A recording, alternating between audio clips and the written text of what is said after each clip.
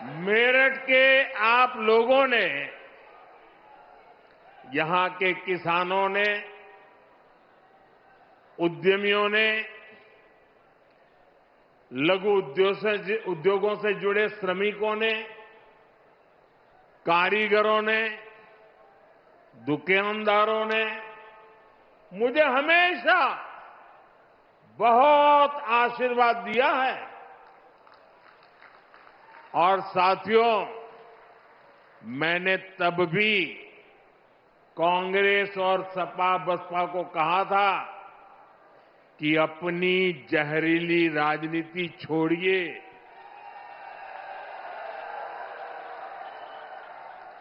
और आइए विकास के मुद्दे पर मुकाबला करके देखते हैं। साथियों, इन दलों ने तो अपनी जहरीली राजनीति नहीं बदली, लेकिन भाजपा ने विकास और अपनी नीति रीति, अपनी नियत में अगर एक बात को सर्वोपरि रखा तो वो है विकास, देश का विकास। इसका एक उदाहरण हमारी मेट्रो भी है, मेरठ मेट्रो भी है। साथियों, 2014 से पहले भारत में मेट्रो का विस्तार बहुत ही धीमी गति से हो रहा था। हालत ये थी कि कांग्रेस सरकार के समय में देश के सिर्फ 5 शहरों में ही मेट्रो चल पाई थी, जबकि आज भाजपा सरकार में देश के 25 से ज्यादा शहरों में मेट्रो चलने लगी है। आज भारत मेट्रो के मामले में दुनिया का तीसरा बड़ा नेटवर्क बन चुका है। यूपी में मेरठ के अलावा भी कई सारे शहरों में मेट्रो पर काम चल रहा है। साथियों, बीते 11 वर्षों में देश के दर्जनों शहरों तक मेट्रो पहुंची, क्योंकि भाजपा सरकार देश की जनता को सुविधा देना चाहती है। देशवासियों को हाई स्पीड, जाम और प्रदूषण से मुक्त सुविधा, ऐसे हर प्रकार की व्यवस्था देना चाहती है। इसलिए आज नमो भारत जैसी आधुनिक सेमी हाई स्पीड ट्रेन चल रही है, वंदे भारत ट्रेन चल रही है। साथियों, कांग्रेस सपा की जब दिल्ली में सरकार थी तब ये सब संभव ही नहीं था, क्योंकि तब इंफ्रास्ट्रक्चर के प्रोजेक्ट्स घोटालों में ही गुम हो जाते थे। मेट्रो जैसी और उससे जुड़ी अधिकतर टेक्नोलॉजी भी हमें विदेशों से आयात करनी पड़ती थी। हमने घोटाले भी बंद किए और देश को आत्मनिर्भरता के रास्ते पर भी आगे बढ़ाया, क्योंकि भाजपा की प्राथमिकता देश का विकास है, देशवासियों की सुविधा और समृद्धि है। आप यही देखिए, मेरठ वासियों का, पश्चिम यूपी वासियों का जीवन कैसे बदलने वाला है। सराय काले खां, आनंद विहार, गाजियाबाद और मेरठ, इन स्टेशनों पर भारतीय रेल, मेट्रो और बस अड्डों को आपस में जोड़ा गया है। देश में ये पहली बार हो रहा है जब एक ही स्टेशन, एक ही ट्रैक पर नमो भारत और मेट्रो रेल चलेगी। यानी एक ही प्लेटफॉर्म से आप शहर के भीतर भी यात्रा कर पाएंगे और उसी स्टेशन से सीधे दिल्ली भी आ जा सकते हैं। इससे मेरठ के आप जैसे हजारों साथियों को फायदा होगा जो पढ़ाई के लिए, नौकरी के लिए, अन्य कामकाज के लिए रोजाना दिल्ली आते जाते हैं।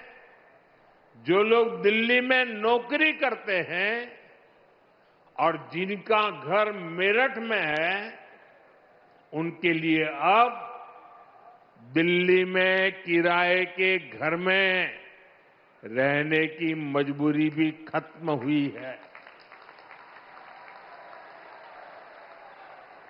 साथियों, आज भाजपा की डबल इंजन सरकार आधुनिक इंफ्रास्ट्रक्चर पर जो इतना सारा पैसा खर्च कर रहा है, उससे आपका पैसा भी बचता है और युवाओं को रोजगार भी मिलता है। यहां पश्चिम यूपी में ही देखिए कैसे नए नए एक्सप्रेसवे बन रहे हैं, डेडिकेटेड फ्रेट कॉरिडोर बन रहे हैं। जेवर में इंटरनेशनल एयरपोर्ट बन रहा है। ये प्रोजेक्ट जब बनते हैं तब भी रोजगार मिलते हैं और बाद में नए उद्योग लगते हैं, नए कारोबार आते हैं, उससे भी रोजगार पैदा होते हैं। साथियों, उत्तर प्रदेश की ये धरती तो श्रम की धरती है, ये सृजन की धरती है। यहां के किसान हो, पशुपालक हो, छोटे लघु उद्यमी हो, बुनकर शिल्पकार हो, ये सभी विरासत और विकास के मंत्र को साकार कर रहे हैं। ऐसे में जब भारत का सामर्थ्य बढ़ता है तो उत्तर प्रदेश के इन सभी साथियों को भी फायदा होता है। साथियों, आप आजकल देख रहे हैं कि दुनिया के प्रति और दुनिया के लोगों के मन में भारत के प्रति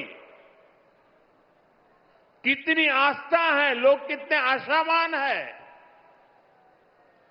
दुनिया के अनेक विकसित देश आज भारत के साथ व्यापारिक समझौते कर रहे हैं। एक समय था जब कांग्रेस की सरकार चाहकर भी विकसित देशों के साथ समझौते नहीं कर पाती थी, क्योंकि तब घोटालों के लिए बदनाम कांग्रेस सरकार से समझौते करने में दुनिया को हिचक होती थी। लेकिन आज विकसित देश भारत के साथ जुड़ने के लिए उत्सुक है, क्योंकि उनको भारत के विकास में अपना भविष्य दिखता है। उनको भारत की युवा शक्ति में उम्मीद दिखती है। आज दुनिया को लगता है कि भारत वो ताकत है जो 21वीं सदी की चुनौतियों का समाधान दे सकता है। साथियों, बीते वर्षों में भाजपा की सरकार ने जो वैश्विक समझौते किए, उससे लघु और कुटीर उद्योगों से जुड़े लोगों को भी बहुत फायदा होगा। इसका फायदा मेरठ के स्पोर्ट्स का सामान बनाने वालों को होगा। मेरठ की ही कैंची, खुर्जा की क्रॉकरी, मुरादाबाद का पीतल, बागपत का होम फर्निशिंग उद्योग, सहारनपुर की लकड़ी की नक्काशी, लेदर, टेक्सटाइल, ज्वेलरी से जुड़े उद्योग, ऐसे हर लघु और कुटीर उद्योगों को इन समझौतों का बहुत बड़ा लाभ होने वाला है। भाजपा की प्राथमिकता देश के छोटे बड़े शहरों के सामर्थ्य को दुनिया के कोने कोने तक ले जाने का है। यूपी के अलग अलग जिलों की पहचान बढ़ाना है। साथियों, हमारा मेरठ और ये पूरा क्षेत्र लघु उद्योगों का, एमएसएमई का बहुत बड़ा सेंटर है। इस वर्ष जो केंद्र सरकार का बजट आया, उसमें हमने लघु उद्योगों के लिए 10,000 करोड़ रुपए के विशेष फंड की घोषणा की है। इससे यूपी के एमएसएमईज को लोन मिलना बहुत आसान होने जाएगा। बजट में हमने कपड़ा उद्योग के लिए, बुनकर समाज के लिए महात्मा गांधी ग्राम स्वराज योजना की घोषणा की है। इससे खादी, हैंडलूम, हस्तशिल्प को विश्व बाजार तक पहुंचाने में मदद मिलेगी। साथियों, पहले छोटे कारीगर केवल 10 लाख रुपए तक का सामान कुरियर से भेज सकते थे। अब यह सीमा पूरी तरह हटा दी गई है। इससे मेरठ सहित यूपी के सभी बुनकर और अन्य छोटे उद्यमी ऑनलाइन ऐप के जरिए अमेरिका या यूरोप के ग्राहकों को भी अपने प्रोडक्ट आसानी से बेच पाएंगे।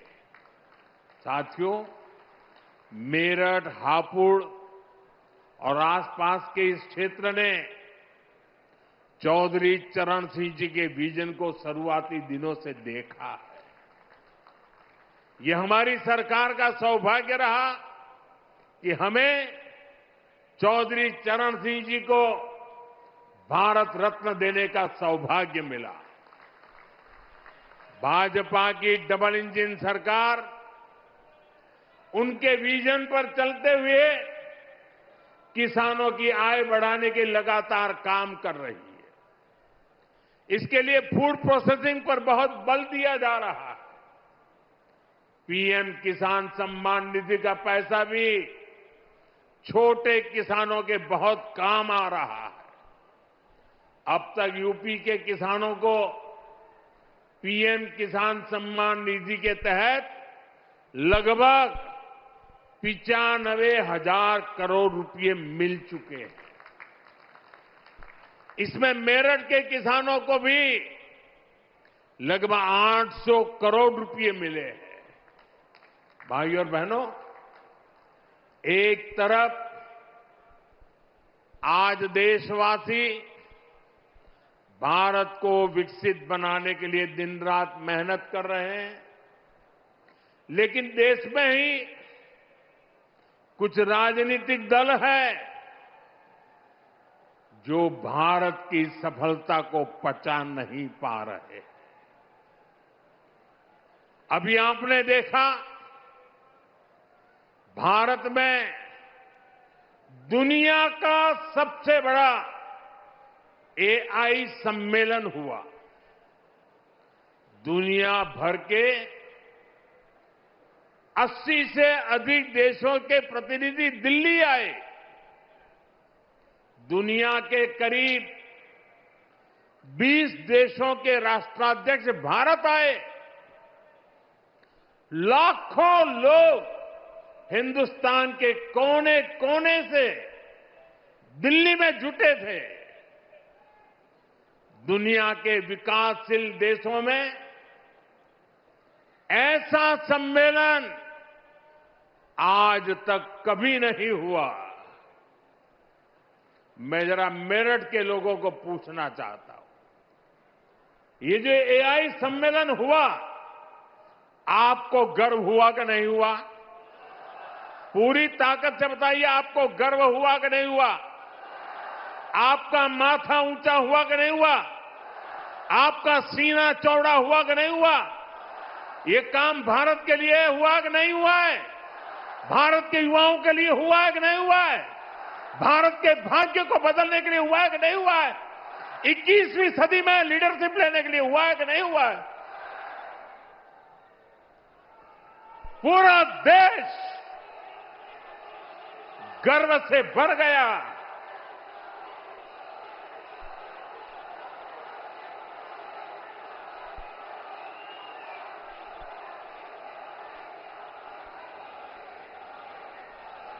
लेकिन कांग्रेस और इसके इकोसिस्टम ने क्या किया?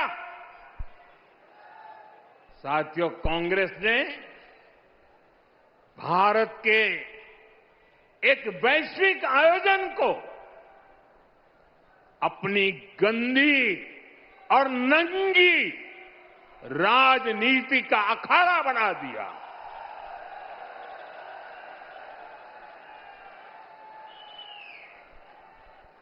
समारोह स्थल पर विदेशी अतिथियों के सामने कांग्रेस के नेता कपड़े उतारकर पहुंच गए।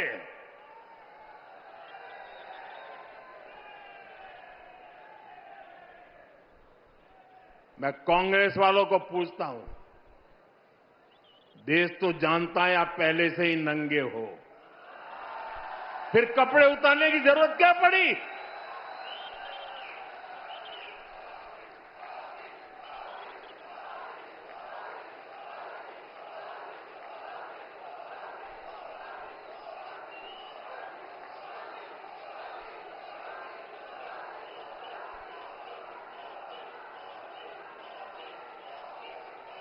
कांग्रेस के नेताओं ने वहां जो कुछ किया वो दिखाता है कि देश की सबसे पुरानी पार्टी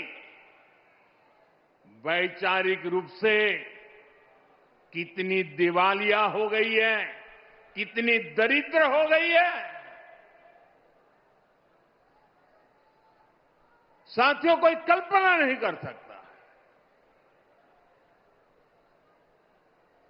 हम तो वो लोग हैं जो गांव में किसी के यहां शादी ब्याह होता है तो पूरा गांव उसे सफल बनाने में जी जान से जुट जाता है, ताकि मेहमान गांव की एक अच्छी छवि लेकर जाएं। कांग्रेस तो अपने ही देश को बदनाम करने में जुटी है। साथियों, कांग्रेस के नेताओं को मोदी से नफरत है। ये लोग मेरी कब्र खोदना चाहते हैं। मेरी मां को गाली देने से भी उनको कोई परहेज नहीं है, उन्हें भाजपा से विरोध है, उन्हें एनडीए से विरोध है। ठीक है, आपकी राजनीति में यही करना जरूरी है, चलो भाई समझ सकते हैं, हम इसको भी सहन कर लेंगे।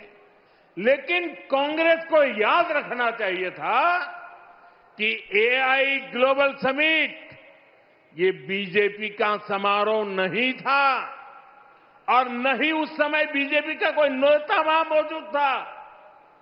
ये देश का कार्यक्रम था, देश के सम्मान का कार्यक्रम था, देश के लोगों के से पसीने से। लेकिन कांग्रेस ने परसों सारी मर्यादाएं तोड़ दी और पूरा देश कांग्रेस की इस रीति नीति पर थू थू हो रही है। लेकिन दुर्भाग्य देखिए, इतनी पुरानी पार्टी के नेता लाजने के बजाय गाजते हैं, बेशर्मी के साथ देश की बेइज्जती करने वालों का जयकारा कर रहे हैं।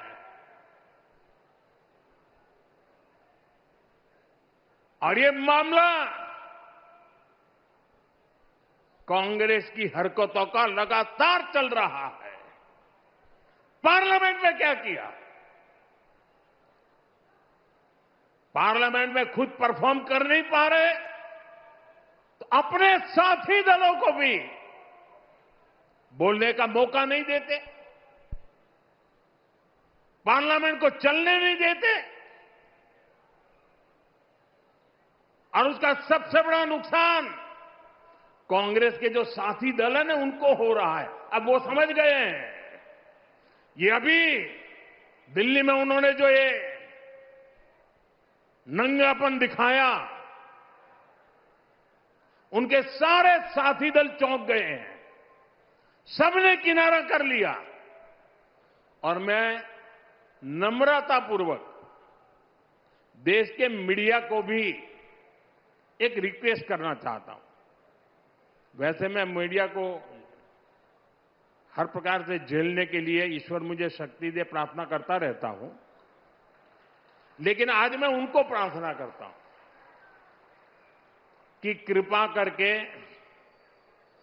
हम जब इस प्रकार की हरकतों की आलोचना करें तो आप ये हेडलाइन मत बनाइए कि मोदी ने विपक्ष को धो डाला।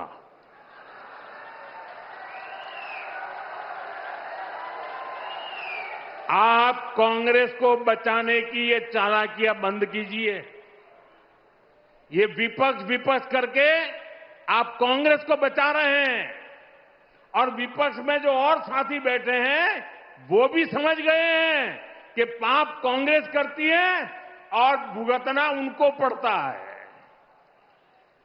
और कांग्रेस की इकोसिस्टम हर बार बच के निकलने का एक खेल खेलती है कि पाप कांग्रेस करे, आलोचना कांग्रेस की हो, गुस्सा कांग्रेस पर हो, लेकिन मीडिया में कांग्रेस नहीं दिखती, विपक्ष शब्द दिखता है। क्यों भाई? क्यों कांग्रेस को बचा रहे हो? ऐसा करने से आप न कांग्रेस को बचा पाते हो, न कांग्रेस को सुधरने के लिए मजबूर करते हो। अगर आप एक बार छापना शुरू कर दोगे, बोलना शुरू कर दोगे, ये जनरल विपक्ष का दोष नहीं।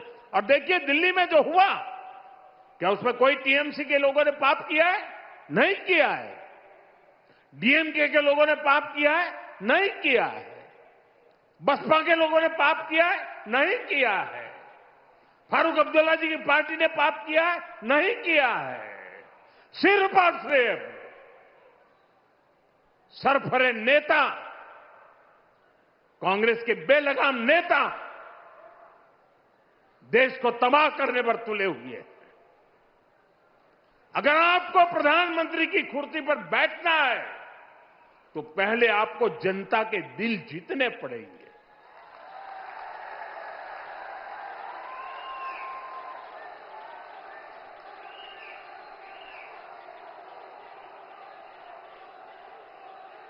महिलाओं एमपीओ को भेज करके सीट पर कब्जा करने से आप प्रधानमंत्री नहीं बन सकते हो।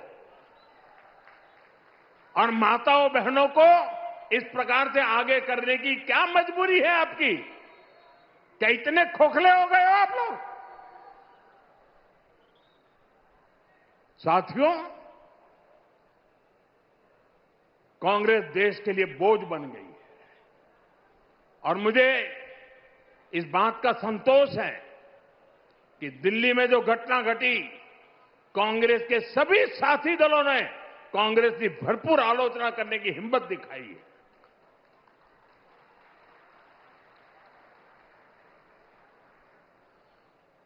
मैं विपक्ष के इन साथियों का सच्चाई के साथ और देश के गौरव के साथ खड़े रहकर रहने के लिए उनका मैं सार्वजनिक रूप से आभार व्यक्त करता हूं।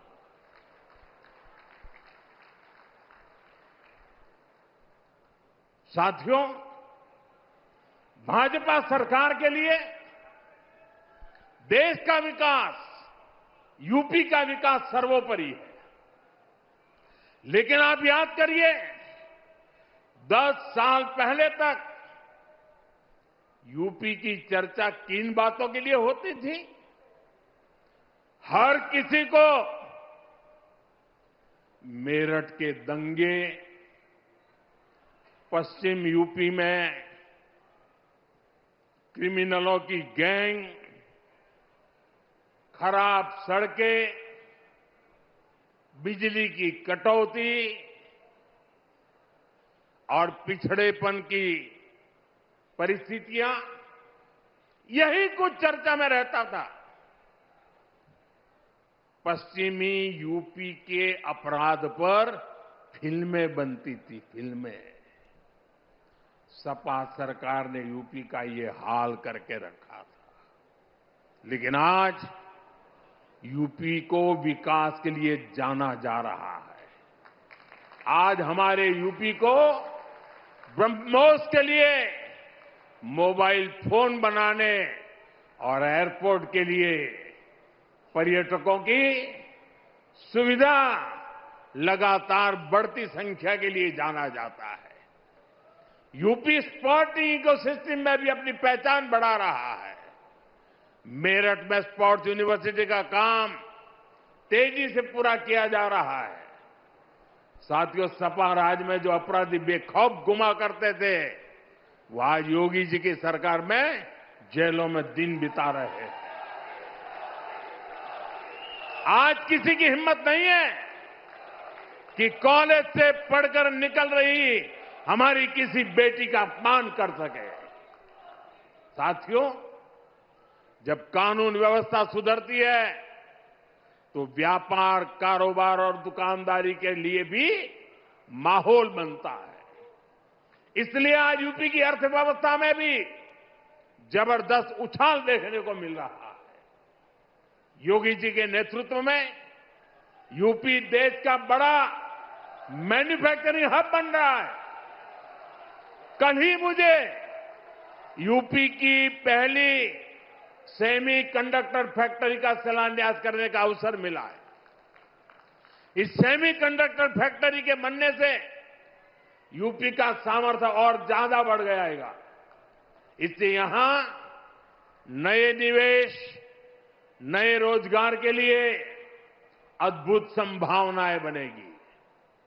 मैं आपको विश्वास दिलाता हूं, भाजपा की डबल इंजन सरकार ऐसे ही यूपी को देश की सबसे बड़ी इकोनॉमी बनाने के लिए काम करती रहेगी। यूपी विकसित होगा तो ही भारत विकसित होगा। एक बार फिर आप सभी को नमो भारत ट्रेन और मेट्रो प्रोजेक्ट के लिए बहुत बहुत शुभकामनाएं देता हूं। ये वंदे मातरम के 150 वर्ष मना रहे हैं। मेरे साथ बोलिए, वंदे मातरम,